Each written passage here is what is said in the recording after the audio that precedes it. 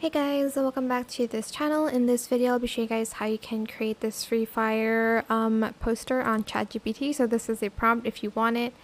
And I'm just going to add in the character here as well as the profile info.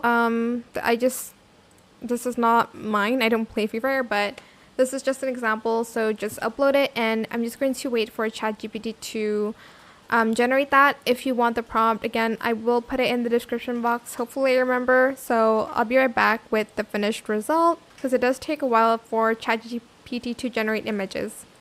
And this is the final result from the prompt here. I hope this tutorial was helpful for you guys. Don't forget to like, comment, share, and also subscribe to this channel if you haven't done that already. If you have any more questions about this video, just leave it in the comment section down below. I will try my best to answer them all for you guys.